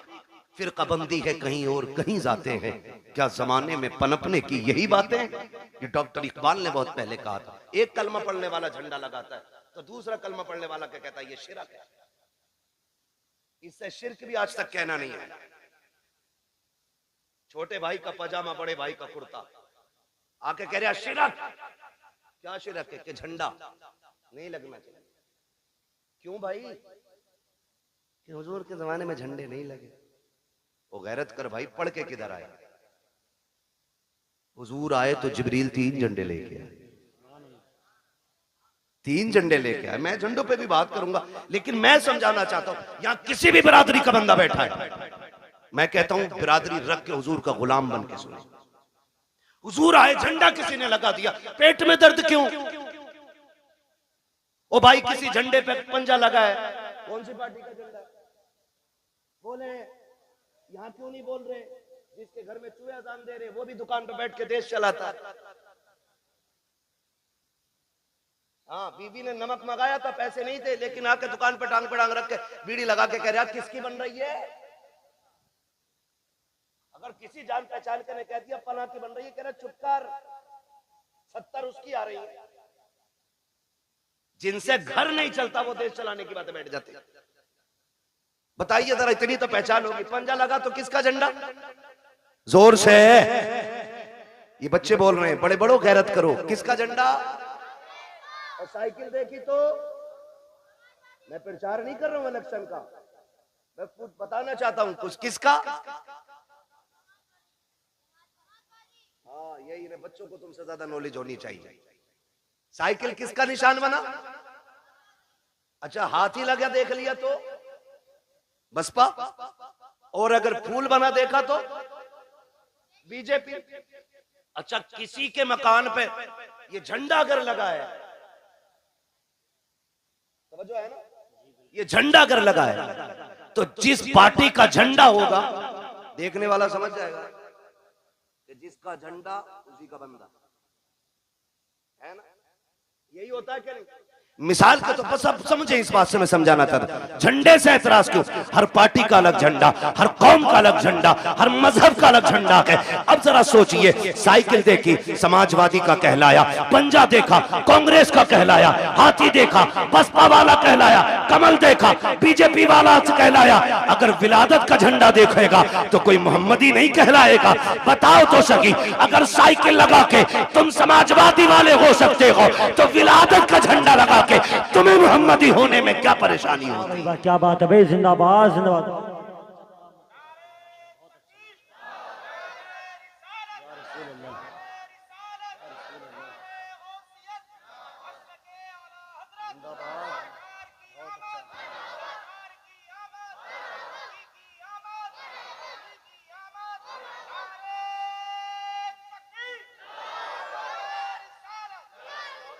ओ भाई तो हमारे झंडे लगे, टोपी ओढ़ के मस्जिद से निकल के कह रहे हाथ में तस्बीह है। अजीब मक्कार लोग हैं, तस्बीह भी नहीं रुकती, जीभ भी नहीं रुकती। जिक्र कौन कर रहा है, किधर हो रहा भाई? बराबर कह कहिए उसके जमाने में नहीं तो ये बराबर चल रही, या तो तू झूठा या तेरी तस्बीह झूठी। हाँ तो लंबी लंबी फेंक रहे, आके झंडों में लगा ना, कपड़ा खराब किया था, 3 गरीब बच्चे का दुपट्टा ही बन जाता। खुदा का शुक्र है हम मुस्तफा के मानने वाले। तू गरीब बच्चियों की लिस्ट बना के दे, हम सुन्नी लोग हैं, झंडे भी बराबर लगाएंगे, दुपट्टे भी बराबर बांट लेंगे, है क्या नहीं? हम दुपट्टे भी बांट सकते हैं, झंडे। तो मैं ये मुसीबत दुपट्टे और झंडों में ही क्यों दिखती? फजूल खर्ची है। ये जो लाइट लगी है ना, ये फालतू थी, ये नहीं लगानी चाहिए थी, नहीं लगानी चाहिए थी। मैं एक बात कहना चाहता हूँ, हुजूर का मिलाद आए तो तुझे लाइट फालतू लगती है, तुझे रोशनी फालतू लगती है, तुझे लाइटिंग गलत लगती है, तुझे झालर झूमर से तेरे पेट में दर्द होता है, तब तुझे गरीब याद आते हैं। जब तेरे बेटे के निकाह का मौका आता है, 1 दिन पहले जनरेटर लग जाता, 2 दिन बाद तक चलता है, पूरा घर सजा रहता है, तब तुझे गरीब के बच्चे क्यों याद नहीं आते हैं? जब सुन्नी के दरवाजे पे झंडा लगता है, तब तुझे गरीब बच्चियों के दुपट्टे याद आते हैं। जब तेरे बेटे के निकाह में 1.5 लाख की आतिशबाजी होती है, तब तुझे गरीब की बच्चियां याद क्यों नहीं आती है? पता ये चला तुझे हमदर्दी गरीब से नहीं है, तुझे नफरत फजूल खर्ची से नहीं है, तुझे नफरत हुजूर के झंडे से है, और तू ढोंग दिखाता है। खुदा की कसम हम हुजूर की आमद पे इसलिए रोशनी करते हैं कि सारी कायनात मेरे मुस्तफा के सदक़े में बनाई गई। जिंदाबाद जिंदाबाद। अगर हुजूर की आमद पे नहीं तो फिर कुछ भी। सीधी बात, तेरा बेटा इतना अच्छा हो गया, उसकी शादी पे पूरा घर सजा ले, मेरे हुजूर की आमद हो तो तू 2 बल्ब ना लगा सके कि नहीं ये किसी ने नहीं मनाया, सहाबा ने मनाया, अबू बकर ने बनाया, उमर ने मना, कहा नीचे है अभी ऊपर चल। ये पूछ क्या नबियों ने मेरे हुजूर का मिलाद किया है कि नहीं किया? मैं कुरान सर पे रख के कसम खा के कह सकता हूं, हजरत आदम से लेके हजरत ईसा तक हर नबी ने मेरे नबी की पैदाइश के तज़किरे की है। सभी ने ये बात की। मिलाद है क्या, समझने की कोशिश करें। हुजूर की आमद की बातों को मिलाद कहा जाता है, यही मिलाद है। कहते ये किसने किया? हजरत आदम से लेकर हजरत ईसा तक। और मैं कहता हूं खुदा की कसम, जैसा मिलाद मेरे रब ने किया वैसा किसी ने किया ही नहीं। और ऊपर चल के देखो ना, और ऊपर चलो, नीचे बैठा बैठा लंबी लंबी हाँ करें नहीं, यहाँ तो एक जगह खड़ा होना था ना। ये जुलूस मोहम्मदी था, जितने हमारे नबी थे उतने तुम्हारे भी तो थे। तुमने ये हंगामे क्यों किए कि ये नहीं होना चाहिए, वो नहीं होना चाहिए? फिर क्या गलत कहा मेरे इमाम ने? यही तो कहा, और तुम पर मेरे आका की इनायत न सही। क्या बात है, जिंदाबाद। नजदियों कलमा पढ़ाने का भी एहसान गया, कम से कम इसीलिए झंडा लगा ले कि ये कलमा मेरे नबी ने दिया है तुझे। बताओ तो सही हमें, 2 अक्टूबर को छुट्टी नहीं होती मुल्क में? क्यों होती है? बोले अल्लाह के बंदो, कभी गए हो नहीं स्कूल, पढ़े हो कभी? गांधी जयंती होती है नहीं, इसलिए गांधी जी की वजह से 2 दिन की छुट्टी रखते हो। 26 जनवरी, 15 अगस्त ये हमारे मुल्क के बड़े दिन है, इन दिनों में छुट्टी होती है। अगर मुल्क के बड़े दिनों में छुट्टी होती है तो फिर क्या कायनात के बड़े दिन की छुट्टी नहीं मनाई जा सकती? जिंदाबाद जिंदाबाद। और खुल के मैं अगली बात करूं, सारे मैं समझ सकता हूं अक्सर पढ़े लिखे लोग हैं, अब तो तालीम से सबका ताल्लुक है, और ना हो तो बच्चे पढ़ाओ जरूर। मारेरा शरीफ का एक नारा लगता है, आधी रोटी खाएंगे बच्चों को, ये हमारे मारेरा शरीफ का नारा है, ठीक है? वो ऐसी खानकाह है जिस घर का बच्चा बच्चा IAS IPS BUMS MBBS सब आला मयार के गद्दी नशीन लोग हैं। वो खाली तस्वीर लेके नहीं बैठे, काबिल लोग हैं वो कहते हैं आधी रोटी खाएंगे, ये कहो 3 रोटी खाएंगे, बच्चों की कमाई खाएंगे। ये हालात है। लल्ला जा, भूरा गया कमाने, तू भी लग जा। भूरा तो गया, पप्पू भी लगा दिया। हाँ, और फिर जब यही बड़े हो के जराइम की दुनिया में कदम रखते हैं ना, कहते हैं मौलवियों ने बेड़ा गर्क कर दिया, फिर जिम्मेदार मौलवी हो जाता है। इमाम साहब समझाया नहीं था जुम्मे में, तू 18 साल बिगाड़ने में लगा है, इमाम 18 मिनट में संभाल देगा। मेरी समझ में ये जादू नहीं आती। आप अपने बच्चों को बचपन से वक्त दे, उनके 1-1 मिनट का हिसाब लें। हम बड़ी आजादी से जी रहे हैं। मैं चैलेंज के साथ कहता हूं, सबसे ज्यादा रात को जागने वाली हमारी कौम है। और सुबह को सबसे देर तक सोने वाली हमारी कौम। पूरा हिंदुस्तान का सर्वे कर लो, जबकि सबसे पहले हमारी कौम को उठना था। हम लोग रातों रात के मुसाफिर हैं। जब हम रात में जाते हैं ना, अगर 11 बजे भी चौक में लोग बैठे, हम समझ जाते हैं मुसलमानों का गांव है। हाँ, और अगर 4 बजे अगर लोग ना रोड पे निकल मिल जाएं दौड़ते हुए, हम समझ जाते हैं ये गैर मुस्लिमों का गांव है। क्योंकि हमारी कौम तो 11 बजे उठेगी नहीं, क्योंकि 2 बजे तक तो पबजी खेला होगा मेहनत से, उसमें अब्बा का नाम रोशन करना है। 11 बजे उठेगा, 11 बजे आंखें मसल के जाके दुकान का शटर खोले, एक गिराहक नहीं आता शाम को, कह रहा डोरी दे दो, गिराहक नहीं आया। बरकत तो मनहूस तू खा गया। मेरे नबी ने कहा था, या अल्लाह मेरी उम्मत के सुबह के वक्त में बरकत अता फरमा। मैं चैलेंज के साथ कहता हूं, सुबह ईशा पढ़ के, रात को ईशा पढ़ के सो जाओ, फजर उठ के पढ़ लो, और उठने के बाद थोड़ा कुरान पढ़ो, थोड़ी सी आप वजीफा पढ़ लो, और उसके बाद उठ के सीधे दुकान पे चले जाओ। तुम 10 बजे का इंतजार मत करो, तुम 10 से पहले पहले दुकान खोलो। जब तक लोग दुकान पे पहुंचेंगे, अल्लाह तेरी झोली में तेरी रोजी डाल चुका होगा। तरीके ही हमारे गलत है, तरीके ही हमारे गलत है। शिकारी भी शिकार करने जाते, रात भर आके पड़ते, तब जाके शिकार मिलता है। दुकान पे 12 बजे जा रहे हैं, तो बदले अपने रवैये। तो ये हमारी कौम की कंडीशन है, सबसे बाद में सोना और सबसे बाद में उठना। बुरा ना मानिएगा, एक से कहने लगे साहब बच्चे को नहीं डांटते आप, उसने पता क्या कहा, क्या वो सुनता ही नहीं। तुम बात करियो, हमने कल अल्लाह क्यों 2 बजे तक पबजी खेल रहा, कहीं पागल हो गए, तो कह रहा 1 बजे तक तो मेरे अब्बा भी चलाते मोबाइल। अब बताओ सुधरेगी ऐसे कौन? एक कहावत है बड़े बूढ़ों की, खरबूजे को देख के खरबूजा खरबूजा रंग बदलता है। तो ऐसे हालात बनाओ आप कि आपके बच्चे एक दूसरे को देख के पढ़ें, आगे बढ़े। एक कह रहा पबजी में तू कहां पहुंच गया, तो बता रहा मैं वहां पहुंच गया, तो अपना आप और उससे आगे जा रहे। गलत नहीं कह रहा हूं। 9-9 साल के इतना बड़ा मोबाइल लिए नाली पे मिलेंगे बैठे हुए, नाली पे। भाई इसको उधर घुमा दो थोड़ा सा, इसकी हवा नुकसान दे रही है। नाली पे बैठे मिलेंगे मेरी कौम के नौजवान, नालियों पे बैठने की उम्र है। पढ़िए, आगे बढ़िए। उसके बाद कहते अरे नेताओं ने बेड़ा गर्क कर दिया, इनसे बारिश नहीं करी, मेरी तो नौकरी लग रही थी, मैं तो डॉक्टर बन जाता, मास्टर बन जाता। जो कौम घूस दे के पास होती है ना, वो कभी कामयाब नहीं हुआ करती है। मेहनत करो, खुद एड़ियां रगड़ो, और जो एड़ियां तुम्हारी रगड़ी जाएंगी, जो उससे पानी निकलेगा, खुदा की कसम वो चश्मा तुम्हारी आखिरी सांस तक चलता रहेगा।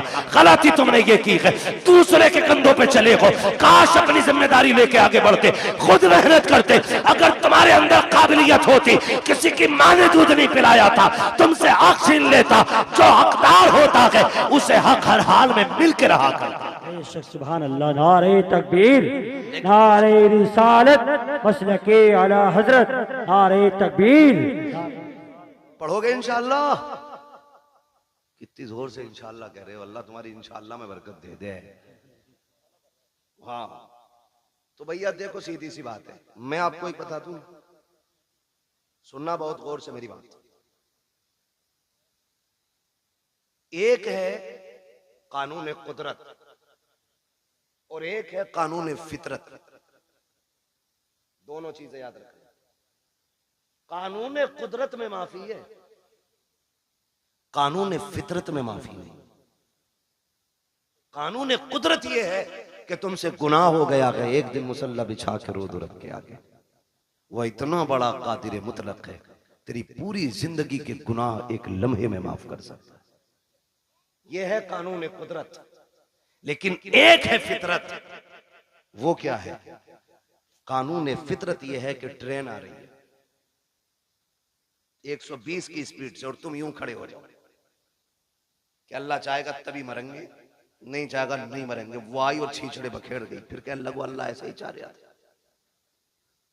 ये फितरत है। आप स्पीड वाली गाड़ी के आगे खड़े होगे तो नुकसान पहुंचेगा। आप भरे दरिया में हाथ पैर बांध के डाल दो किसी को, और फिर कहो भाई कुदरत के ऊपर छोड़ दिया हमने। किसी को डेग में बंद करके पानी भर के नीचे से आग लगा दो और कहो जी कुदरत है, मरेगा मर जाएगा, बचेगा बच जाएगा। तो फितरत क्या है? बचना नहीं है ना। तो ये फितरत है। इसी तरह फितरत का ये भी कानून है, जो पढ़ेगा वो आगे बढ़ेगा, वरना आने वाले दौर में अनपढ़ों से नाली भी साफ नहीं कराई जाएगी। बिजनेस तो छोड़ो, बहुत बड़ी बात है, नालियां नहीं साफ करते और भीख भी नहीं मिलेगी। हालात इतने बदल गए।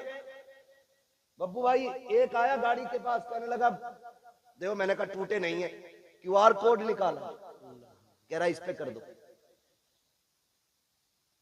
ये भिखारियों ने तरक्की की है और हमने, अब्बा पे 18 थी, अल्लाह ने किस्मत से 3 बेटे दे दिए, 6-6 बीघे रह गई, और फिर अल्लाह ने उनको अगर 2 दे दिए, फिर 3-3 रह गई, और अगर उनके 2 हो गए, आगे रोड पर।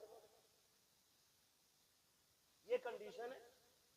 पढ़ो, आगे बढ़ो, भीख में तुम्हें कुछ नहीं मिलने वाला, हक के लिए लड़ना पड़ता है, लड़ना पड़ता है। और तुम्हारी क़ियादत नेता नगरी, अल्लाह तुम्हें सलामत रखे, लाल रुमाल डाल के ना ऐसा बना फिर जा मंत्री, चले जाइए थाने को, थाने वालों ने सबसे ज्यादा उसे ही कूटा। उसे पता है ना ये खाली 4 लोगों का ही नेता। ये भी जानते हैं जिसके पीछे 4000 आदमी होंगे उसको इज्जत मिलेगी, जिसके पीछे 4 आदमी होंगे उसे इज्जत नहीं मिलेगी। तो 4 का ना बन, 4000 का बन, क़यादत कर, मजबूत कर, चोली और आंख में चोली खत्म कर, शान का कायद बन। कायद देखना है तो देख मेरे नबी के उमर को, जब कुर्सी पे बैठा तो शेर बकरी भी एक जगह खड़ी थी। पावर ये आपकी अपने अखलाक की बुनियाद पर पैदा होगा। आप जो है ना थोड़ा सा बदलें अपने आप को। हर 4 आदमियों में तो एक नेता है, हर 4 आदमियों में। कहां है भाई? कह रहे वो नेताजी बताएंगे। कौन है नेताजी? अरे इनके बड़े भैया। और उनके चचा के घर गए, कहां है तुम्हारे बेटे? है ना वो नेताजी के साथ गए, पता चला उनका भी बड़ा वाला नेताजी है। उनके ताऊ के घर गए, कहा के उनके भी एक बड़ा नेताजी है। ये क्या कर रहे हो भाई? तो बदले अपनी रविश और सोच। डॉक्टर इकबाल ने कहा था कि मोहम्मद से वफा तूने तो हम तेरे, ये जहां चीज है क्या लोहो कलम तेरे। आप पढ़ेंगे ना तो आपको मालूम होगा ना आपकी पावर क्या है, आपकी ताकत क्या है। हम कभी जीतने के लिए अक्सर लड़ते ही नहीं इलेक्शन, हम हराने के लिए ज्यादा लड़ते हैं। ये कह रहे आप, हम तो खैर जानते नहीं इस मामले में ज्यादा, और अपना जो है ना कुछ ज्यादा वो रहता भी नहीं, ज्यादा बाहर ही रहते हैं। मैं पता ही नहीं कब इलेक्शन कौन सा हो जाता। लेकिन ये कह रहे बब्बू के अब्बा कह रहे इसे जरूर हरवाना आपके।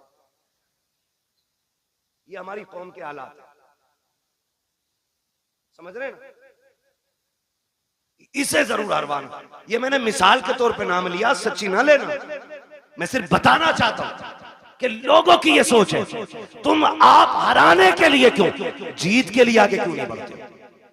जीत के लिए आगे बढ़ो, अपना हक हासिल करो।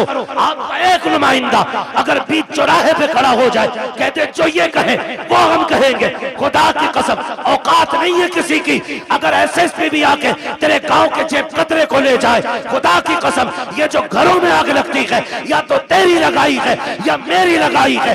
आज भी वक्त है, इत्तेफाक पैदा कर लो, एक जगह खड़े हो जाओ। किसी की माँ ने दूध नहीं पिलाया है, कोई तुम्हारा बाल बेका भी करके दिखा। क्या बात है भाई, जिंदाबाद जिंदाबाद। यही सोच मेरे नबी ने तुम्हें दी। बट गए कितने सारे, इतने बढ़ गए। एक ही घर के अंदर ना 2 पार्टी हैं। अब्बा किसी को वोट दे रहा, बेटा किसी को दे रहा, बीवी तीसरी पार्टी में। हाँ, खुदा की मिला ना विसाले सनम ना इधर के रहे ना। तो ऐसा मसला भाई, मैं प्रचार नहीं, मैं सिर्फ आपकी सफों में प्यार पैदा करना चाहता हूं। इसकी वजह से नफरतें पैदा नहीं होनी चाहिए। हाँ, इलेक्शन कोई हारे कोई जीते, छुट्टी इमाम साहब की ना, कुछ नहीं। मस्जिद मस्जिद है, ये अल्लाह का घर है। आके कह रहे निकालो, क्योंकि पिछले जुमे में मुझे सुनवाई आई थी, इन्होंने कही थी कलुआ कोई दियो सारे वोट। इमाम को पता ही नहीं कलुआ कौन था, वो छुट्टी हुई ना। हमारा दीन है, हम अपने दीन को खालिस रखें। मस्जिद में आए, इमाम से कहें वो तरीका बता जिस तरीके से मेरा नबी खाना खाता है, वो तरीका बताओ जिस तरीके से मेरा नबी पानी पीता है। हम इसीलिए तो हुजूर का मिलाद मनाते हैं, क्योंकि हुजूर आए तो खुदा की रहमतें बरसने लग गई, हुजूर आए तो कायनात मुस्कुराने लग गई। और हुजूर का मिलाद तो सबसे पहले मेरे रब ने ऐलान किया। हुजूर की विलादत की खुशखबरियां कायनात में मेरे रब ने फैलाई हैं। आप तारीख का ये बाप पलट करके देखिए, हर बंदा ये सोचता है। मैं आपको समझाना चाहता हूँ, खुदारा सुने बहुत गौर से। आज ना बड़ी आसानी से जब देखा ना कि दामाद मालदार है तो नसब नहीं देखा, जात नहीं देखी, मजहब नहीं देखा, जाके ना हम डायरेक्ट बेटी डालाए। भाई मजहब तो देख लेता, देखता ये अकीदा है कि बद अकीदा है कि खुश अकीदा है। हम मौलाना पैसे वाला था इसलिए लड़की दे दी, लड़की सुकून से रहेगी। नहीं मेरे भाई, तूने बेटी जहन्नम में झोंक दी है, क्योंकि ये 60 साल फाके से भी कट सकते हैं, लेकिन मरने वाली बात की जो जिंदगी है वो बड़ी मुश्किल हो जाएगी। वो 60 साल की नहीं, वो दायमी जिंदगी है। इसलिए खुदा के वास्ते पैसा देख के बेटी ना दिया करो, दीन देख के बेटी दिया करो, इसलिए कि पैसे के बगैर गुजारे हैं, लेकिन दीन के बगैर गुजारा नहीं हो सकता है। आज मेरी कौम कितनी आसानी से बर्बादी के दहाने पर है, हम आपस में बर्बाद होते जा रहे हैं। हुजूर से सच्चा प्यार क्यों नहीं करते हो? कई बार हमें भी कमेंट किया जाता है, मौलाना वहाबियों ने क्या बिगाड़ा है। मैं कहता हूं खुदा की कसम, जितनी जमीन हमारे बाप की कल थी उतनी आज भी है और उतनी कल भी रहेगी इंशाअल्लाह। हमारी न किसी ने छीनी है, न हमने किसी वहाबी से छीनी है, न किसी वहाबी ने हमारी बैंड काटी है। का झगड़ा किस बात का है? मैंने कहा झगड़ा सिर्फ इतना है, ये बेगैरत ये कहते हैं कि नबी के माँ बाप जहन्नमी है माज़अल्लाह। मुझे ये बताओ, जिसकी गोद में ऐसा शहजादा आया हो, जिसके सदके में रब ने जन्नत बनाई है, उस माँ को जहन्नम में कैसे डाला जा सकता है? हमारा झगड़ा तो इस बात का है, इन्होंने नबी के माँ बाप को जहन्नमी कहा। सुनो, हमारे बाप को कोई गाली दे हम बर्दाश्त कर सकते हैं, खानदान को कोई गाली दे हम गवारा करेंगे, मेरे नबी को कोई गाली दे ये गवारा नहीं किया जाएगा। उनके माँ बाप को कोई बुरा भला कहे ये गवारा नहीं किया जाएगा, इसलिए कि हमारा ईमान ये है, जमीनो जमा तुम्हारे लिए, मकीनो मका तुम्हारे लिए, चुनीनो चुना तुम्हारे लिए, बने दो जहां तुम्हारे लिए, हम आए यहाँ तुम्हारे लिए, उठे भी वहां तुम्हारे लिए। तो भाई नारे तकबीर, नारे रिसालत, नारे गौसियत, मसलके आला हजरत हजरत अल्लामा मुफ्ती हम्माद साहिब किबला, नारे तकबीर, नारे। ये हमारा नजरिया भाई, हमारा कोई झगड़ा नहीं, सिर्फ इतना झगड़ा नबी के माँ बाप को जहन्नमी कहते। वो खुद मेरे नबी क्या फरमाते? आका फरमाते, लोगों आदम से लेके अब्दुल्लाह तक जितने पुश्तों में मेरा नूर गया वो सारे शान वाले लोग थे। जितने रहमों से मैं गुजरता रहा वो सारे रहम अजमतों वाले। मेरे नबी ने गोया बताया कि मेरे नसब में जितने मर्द और औरतें आती हैं अल्लाह ने सबको इज्जत वाला बनाया है। ये मेरे नबी का ऐलान है। और खुदा की कसम, मेरे महबूब का नूर देखे, अल्लाह ने महबूब के नूर को बनाने के बाद जमीन व आसमान, जन्नत दोज़ख बनाए। फिर तख्लीक इंसानियत का जो मसला आया है ना, जो मसला आया है, हजरत आदम को सबसे पहले रब ने बनाया। किसको बनाया? जोर से। हजरत आदम का पुतला बनाया गया। जब वजूद तैयार हो गया, उनका वजूद तैयार, लोग कहते हैं कि इंसान पहले बंदर था। अजीब तहकीक लिए घूम रहा है। जो बंदर की औलाद है वो बंदर कह रहे हैं अपने आप। हम तो आदम की औलाद है इसलिए आदमी है। ठीक है जी। हजरत आदम को बनाया, पहला इंसान हजरत आदम बने। जब पुतला तैयार हो गया ना तो अल्लाह ने हुक्म दिया, रूह को जाओ अंदर चली जाओ। रूह अंदर गई ना, लौट आई। रब ने फरमाया वापस क्यों आ गई? उसने कहा इसलिए आ गई कि अंदर दिल नहीं लग रहा था। मेरे नबी की शान मुलाहिजा करें कि अंदर दिल नहीं लग रहा था। फिर रब ने फरमाया अच्छा। फिर रब ने महबूब के नूर को हजरत आदम के वजूद में रखा। फिर जब रूह को हुक्म दिया अब जा, रूह गई तो अब निकलने का नाम नहीं ले रहे। कहा क्यों? कहा अब मेरा दिल लगने लगा है, क्योंकि इस वजूद में तेरे महबूब का नूर मौजूद है। हुजूर का नूर ना आदम अलैहिस्सलाम के वजूद में पहले पुश्त में रखा गया। जब पुश्त में था तो सारे फरिश्ते हाथ बांधे रहते। फिर वो नूर मुंतकिल करके पेशानी आदम में आया तो फरिश्ते सामने आ गए। हजरत आदम कहते हैं अल्लाह, ये फरिश्ते कभी पीछे कभी आगे हाथ बांधे रहते हैं, मसला क्या? रब ने फरमाया आदम बात तेरी नहीं, बात मेरे महबूब की है। क्या मतलब? का वो नूर तेरी पुश्त में था तो ये उसकी ज़ियारत के लिए पीछे खड़े रहते थे। जब पेशानी में आ गया ना तो ये सामने आने लगे। तो ये सामने आ गए, कहने लगे अल्लाह मुझे दिखा ना। फिर रब ने वो झलक हजरत आदम के नाखूनों में दिखाई। और हजरत आदम ने जब हुजूर के नूर को देखा ना तो फिर चूम लिया। जब चूम लिया, खुदा का शुक्र है हम आदम की औलाद है, उन्होंने नूरे मोहम्मद देख के चूमा था, हम नामे मोहम्मद सुन के चूम लिया करते हैं। ये हमारा तरीका। अब वो नूर हजरत आदम से हजरत अब्दुल्लाह तक आया। मुझसे गुजारिश पहले ही हो गई थी कि हुजूर का शजरा भी हो जाए, तो आज चूंकि मौजू भी है, बात भी है, मैं बताऊं कि किन किन जातों को मेरे नबी के नूर ने इज्जत बख्शी है। उसके लिए थोड़ा सा आपको मेहनत करनी पड़ेगी। आप जरा बोल दें सुभान अल्लाह। ऐसा नहीं ये सामने वाले बच्चे ना मेरा साथ दे, जब मेरा हाथ का इशारा हो ना मैं वो हुजूर के नसब के नाम बताऊं जिन जिन जिस्म पुश्तों में मेरे हुजूर का नूर मुंतकिल होता रहा है। ठीक है, जब मैं हाथ का इशारा करूं समझ लेना मौलवी की सांस घुटने लगे। तो आपको क्या बोलना है? इतनी जोर से बोलना ताकि मैं अपने गांव की मस्जिद के चनों का शोर भूल जाऊं। ठीक है जी, समझते हैं बात? हाँ, कितनी जोर से बोलेंगे जरा बोल के दिखा। और हाथ देखते रहना मेरा, ये नहीं मैं शुरू हो जाऊं तो फिर ऐसे देखने लगा और मौलवी कदम घुटने लगा। ठीक है जी, मैं हुजूर का मिलाद पढ़ने लगा हूं, जरा बोल दे सुभान अल्लाह। है जवान हो, अल्लाह करे जवानियां सलामत रहे। अभी तो शादियां भी नहीं हुई है ना, अभी तो शादियां भी नहीं हुई है, तो फिर इतनी कमजोरी से कैसे बोल रहे हो सुभान अल्लाह? जरा बोले सुभान अल्लाह। ये मैं नहीं जानता ये इनकी उम्र कितनी है, लेकिन इन्होंने ऐसा नारा लगाया था तो मुझे गैरत चढ़ गई थी कि इस उम्र में इतना तगड़ा नारा। अल्लाह इन्हें सलामत रखे। हाँ, शादी के बाद कमजोरी आती है लेकिन इनमें तगड़े हैं। ठीक है जी, बोले जरा मचल के सुभान अल्लाह। आप जब बोलेंगे ना तभी मैं आगे शजरा पढ़ता रहूंगा, वरना मसला देखो माइक आपका इतना अच्छा है कि इसने बोलने का बिल्कुल किनारे पे लाके रख दिया, बोलने ही नहीं दे रहा है। जो मैं अपने रविश में बोलता हूँ ना तो ये धीरे धीरे धीरे धीरे धीरे हो रहा है। ठीक है, बस मैं आपको हुजूर का शजरा सुनाऊंगा तो मिलाद हुजूर का, फिर बोले सुभान अल्लाह। नारे तकबीर, नारे रिसालत, नारे गौसियत, मसलके आला हजरत शाह इस्लाम ज़िशान रज़ा कादरी, नारे तकबीर, मद्दाह रसूल राशिद रज़ा मरकजी, नारे तकबीर, नारे रिसालत।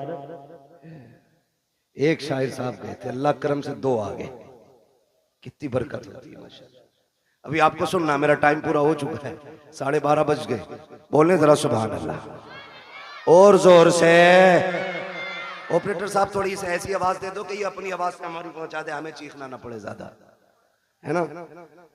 ठीक है, थोड़ा गला पकड़ रहा बहुत ज्यादा आपका, ये तवज्जो है सारे लोगों की। अगर कोई फूक गया ना पैसे ले लेना उसका, मगर आवाज खोल दो थोड़ी सी। बोलने जरा सामने वाले बोलते सुभान अल्लाह। मैंने इको बढ़ाने नहीं कहा, मैंने आवाज बढ़ाने को कहा है। ठीक है, इको ना बढ़ाए, आवाज बढ़ा दे। ठीक है बच्चे, आप मेरा साथ दें माशाअल्लाह। ये मेरी कमेटी के लोग हैं, देख रहे हो जिहाद क्या, ये पूरा शहादत के अंदर मंजिले में आ गया बंदा। बोले सुभान अल्लाह। मेरे बच्चों इतनी जोर से आप सुभान अल्लाह बोलो कि गला बैठ जाए, और गला बैठ जाए। अम्मी पूछे क्या हुआ, कहना अम्मी जब सारे लोग बोलने में कंजूसी कर रहे थे तब हम हुजूर की महफिल में गले की कुर्बानी देते। ठीक है ना, इतनी जोर से बोलना, जरा बोले सारे में चल के सुभान अल्लाह। आदम के बेटे शीश, क्या बात है, सुभान अल्लाह। माशाअल्लाह ये बच्चे जो है ना, अल्लाह जब ये जवानी आ गई ना इनकी तो ये बनेंगे मजबूत वाले लीडर, है ना? इसे तो दीमक लग गई इस नस्ल को हमारी, पता नहीं पबजी खा गया कि कौन सा गेम खा गया, समझ नहीं बात है। रील खा गई, रील खा गई मेरी कौम को, रील। राशिद भाई की नजर बड़ी पक्की रहती है, ये बरेली से दिल्ली तक का देखते रहते हैं। ठीक है ना, जरा बोल दे सुभान अल्लाह। जिन्हें रील की बीमारी ना लगी है वो जरा बोल लेंगे सुभान अल्लाह इंशाअल्लाह। मैंने पहले ही बता दिया, हाथ देखो तो सुभान अल्लाह कहती हो, वरना मौलवी का दम घुट सकता। सीधी बात है, मैं खाली अल्लाह राजी होगा नेकी मिलेंगी, आपको मिलेंगी तो इंशाअल्लाह फिर हमें भी मिलेंगी।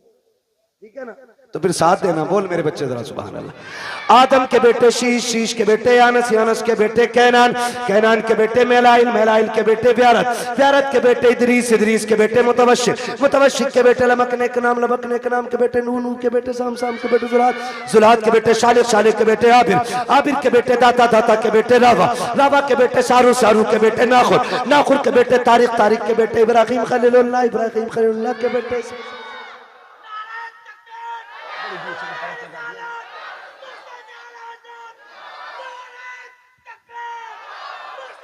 है जी, अल्लाह सलामत रखे। दीवाना इसे ही कहते हैं, दीवाने को तहकीर से दीवाना ना कहो, दीवाना बहुत सोच के दीवाना बना है ना। कहीं भी नारा मार दिया मसला कोई नहीं है, लगा तो कम से कम ऐसे हो दानिशवरों से बेहतर ही है दीवाना जो अपने आप को बहुत बड़ा अक्लमंद समझ के बैठे हुए हैं। अल्लाह आपको सलामत रख के बात समझे आएगी तो फिर बोलेंगे सुभान अल्लाह, वरना ये मेरे आगे के लोग काफी हैं, मैं इन्हें देख के पूरा जलसा कर जाऊंगा। बोल दो जरा सुभान अल्लाह। आदम के बेटे शीश, शीश के बेटे यानस, यानस के बेटे कैनान, कैनान के बेटे मेलाइल, मेलाइल के बेटे व्यारत, व्यारत के बेटे इदरीस, इदरीस के बेटे मुतवशिक, मुतवशिक के बेटे लमकने के नाम, लमकने के नाम के बेटे नूह, नूह के बेटे शाम, शाम के बेटे जुलात, जुलात के बेटे शालिक, शालिक के बेटे आबिर, आबिर के बेटे दाता, दाता के बेटे रावा, रावा के बेटे सारू, सारू के बेटे नाखुर, नाखुर के बेटे तारिक, तारिक के बेटे इब्राहिम खलीलुल्लाह, इब्राहिम खलीलुल्लाह के बेटे इस्माइल ज़बीहुल्लाह, इस्माइल ज़बीहुल्लाह के बेटे केदार, केदार के बेटे अवाम, अवाम के बेटे अमल, अमल के बेटे साबित, साबित के बेटे सलमान, सलमान के बेटे रहीसा, रहीसा के बेटे इलियासा, इलियासा के बेटे औद, औद के बेटे हव्वा, हव्वा के बेटे अदनान, अदनान के बेटे मोइद, मोइद के बेटे नदार, नदार के बेटे मुदर, मुदर के बेटे इलियास, इलियास के बेटे मुदरिका, मुदरिका के बेटे खदीमा, खदीमा के बेटे किनाना, किनाना वाह भाई वाह, सुभान अल्लाह। खदीमा, खदीमा के बेटे किनाना, किनाना के बेटे नदर, नदर के बेटे मालिक, मालिक के बेटे फार, फार के बेटे गालिब, गालिब के बेटे लुई, लुई के बेटे काब, काब के बेटे मुर्रा, मुर्रा के बेटे किलाब, किलाब के बेटे कुसै, कुसै के बेटे अब्द मनाफ, अब्द मनाफ के बेटे हाशिम है, हाशिम के बेटे अब्दुल मुत्तलिब है, अब्दुल मुत्तलिब के बेटे अब्दुल्लाह है, अब्दुल्लाह के बेटे मोहम्मदुर रसूलुल्लाह। क्या बात है भाई, नारे तकबीर, नारे रिसालत, नारे गौसियत।